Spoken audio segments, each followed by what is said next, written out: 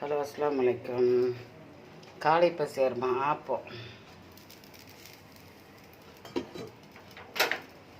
தேங்காய் பால், கோழிக்கறி, ஒரு 2 துண்டு 3 துண்டு கோழிக்கறி சாப்பிட்றதுக்கு.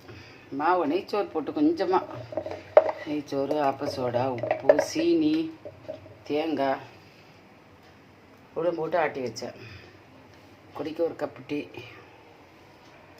தேங்காய் பால் ஒரு நேரத்துக்கு உரப்பு தொட்டுக்கிறனும், அடுத்த வாய்க்கு இனிப்பு தொட்டுக்கிறணும். அப்போ தான் டேஸ்ட்டாக இருக்கும். அப்போ ஒன்றும் அப்பத்துற சிஸ்டமே அப்படி தான்.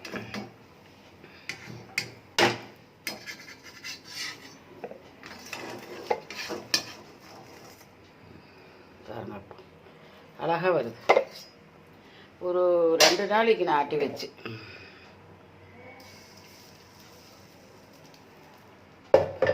ஒரு கையில் பிடிக்கிறதுனால ஒரு கையால் சுற்றுறேன். அப்போத்தே